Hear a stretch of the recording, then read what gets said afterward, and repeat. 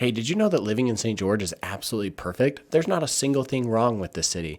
Okay, maybe that's not true, right? In this video, we're talking about the 5 things that you need to make sure that you can handle if you're thinking about moving to St. George or if you already live here and are going to stay for the long term. These are things you have to look out for. Now, this is kind of just based on my own personal opinion, but I think there's going to be a lot of things on here that a lot of people would agree on. If you already live here in St. George, these are going to be things that you probably have experienced, or if you're moving in from out of the area, these are things that you want to know and make sure you're okay with before making that move here. So with that being said, let's jump in and talk about number 1. So with that being said, we're going to jump in here and talk about number 1. But before we do so, my name's Cody Steck. I want to be your trusted real estate resource when it comes to buying or selling real estate here in St. George. If you're thinking about making a move here or you already live here and you want to buy or sell, reach out to me. My information's in the description box below and it will be here on the screen. Okay, with that said, let's go ahead and jump in. So number 1 is obvious. It's going to be the heat that we have here in St. George. It's no secret that it gets extremely hot. St. George is obviously a desert and it gets very, very hot in the summer. It can push upwards of 105, 110, even 115 degrees on a lot of summer days, when you get a heat wave that rolls through. So it definitely gets very hot here, and that's something you have to be able to manage. The thing that I think most people underestimate is they say, okay, yeah, it gets hot during the day, but then at night it cools down. No, it doesn't actually. It'll be, 85 overnight. I mean, a lot of times if it's pushing 109 during the day, it might be 11 o'clock at night and it might be, 95 degrees outside still. By morning time when it's usually the coolest, it might get down to like 85, maybe low 80s, but it can still be very warm during that overnight period. So even if you get up early, you're outside, you're going for a walk, you're going for a run, it's still going to be like starting point of like 85 degrees, right? So you definitely have to make sure that you're going to be able to handle that heat if you're moving in from out of the area and you're not used to it. Now, thankfully, the humidity levels here are very low. So basically there's no humidity, but humidity here is very low. So it does make it a manageable heat. Oftentimes, if you're in the shade, that'll drop the temperature by like 20 degrees right off the bat. It's still hot outside, but it is a lot more manageable than if you were in a humid area. So that's one thing that really, we have going for us here when it comes to that heat. It's no secret, but it is something you need to know about. Now, the flip side to that is that it's actually really nice during the winter months. When it comes to the winter months are absolutely phenomenal. It gets cold overnight and it will actually warm up to a pretty decent temperature throughout the day. And that's something that I absolutely love about it. Okay, number 2 on our list here, let's talk about the lack of shopping and restaurants here in the area. If you're coming from another big city or you're used to another big city, you're going to have access to just basically any store out there that you want, right? If you're in a really big city, you're going to have access to a lot of the luxury stores. I'm not saying that every single person needs that, but even just some of your higher end, nicer places like Nordstrom or, whatever it might be, those types of stores are really hard to find here in St. George. When it comes to that, it's something that can be difficult to really adjust to because you get used to just kind of shopping at like your basic department stores, right? You've got, you got Costco or you're going to the local grocery store, you're going to Walmart or whatever. Of course, we're going to have all of that. But when it comes to those nicer, higher end shops, they're just not really out there. And that kind of actually applies to the restaurant space as well. We have a lot of franchises out here. We have a lot of the, big fast food name brands out here, of course. But when it comes to like mom and pop type places, that are kind of unique or even just higher end, those are very few and far between as well.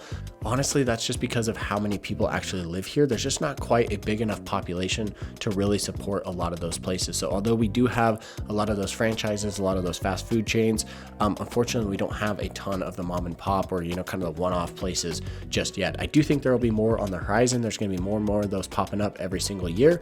But as of right now, I do believe it is a little bit lacking.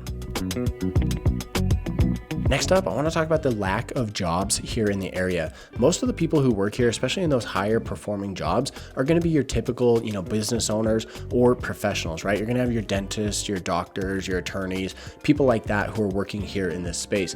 Other high-paying jobs are few and far between. They're hard to find because of where this city is located and just the access that it has to other areas. A lot of the other jobs that are going to be available in the area are kind of there to support the local economy, right? So it's going to be working at the local store, the local restaurant. It's going to be working, selling homes in the area, right? If you're a real estate agent or whatever, those are going to be the types of jobs that we have here. We don't have a ton of, these high-paying jobs and tons of opportunity. So we do see a lot of people, especially younger generation, grow up here and then they actually end up moving away because there's better job opportunities elsewhere. Now, I do think that is changing. As of lately, there's a lot of people who live and work here in St. George who are working 100% remote. If you're in a position where you're working one of those remote jobs, there's only going to be a few places that are better than what St. George has to offer when it comes to, living here and just having access to the outdoors. If that's something you really value and you're able to work remote and still able to earn a good income, you're going to be in a really good spot to be able to live here and still have access to all of that. Next up, let's talk a little bit about isolation. This is going to be number 4 on our list here. Here in St. George, we are kind of isolated. It's only a 2-hour drive to get to Las Vegas. It's only a 4-hour drive to get to Salt Lake. But other than that, you really are kind of isolated here in the southern part of the state. This is going to be a big difference if you're used to the West Coast, if you're used to the East Coast, or even just a lot of other places like maybe, let's say, Texas, where you're only a couple hours from, other major cities. Here in St. George, it really is kind of different. Because of the distance to these other locations, you can feel a little bit isolated. You're kind of just there in your own bubble, and you don't really get to experience a lot outside of that without at least driving for a couple of hours. So that's something you do kind of have to take into account when it comes to living here. It's just getting used to that isolation. A lot of people I know are going to say, hey, I absolutely love that. That's why I love living in St. George, and that's totally fine. But if you're kind of used to being able to travel and go to these other cities and, have these other events and whatnot, that's something that's going to be, a little bit lacking here in St. George. Now, I should also mention that because of that isolation, you don't get a lot of the big, entertainment options that you find in other cities, right? There's not a ton of concerts coming to town or anything like that. So those are going to be the things you kind of have to go to Salt Lake City or even to Las Vegas to be able to experience. Again, a lot of people are going to say, yeah, no big deal. But if you're not used to that, it might be a little bit of a change. And the 5th thing that you have to make sure you're comfortable with before moving here to St. George is the insane growth that this area is going through. I've talked to a lot of people who grew up here, maybe in the 80s, the 90s, or they lived here for a long time, and they say, man, I really miss St. George being a small town. I wish people would stop moving here. I wish people would, we could kind of keep that small town feel, but that's just not the reality of what we live in today.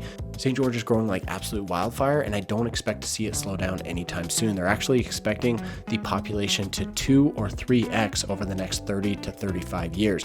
Right now, the county of Washington, which covers the entire southwest part of Utah, is actually sitting at about 190,000 people. They're actually expecting this number to be about 400 to 500,000 by the year 2050. So there's going to be insane growth in the area. There's going to be lots of new houses popping up, lots of new restaurants, lots of new things going on. There's going to be no escaping that. So if you're not comfortable with an area that's growing that quickly, then make sure that you are aware of that before you make the move out here, because whether you like it or not, I don't know that there's a whole lot that's going to happen in order to be able to stop that. So it's kind of just a reality of the way that things work. It's such an amazing area to live, and that's why so many people continue to move here day after day.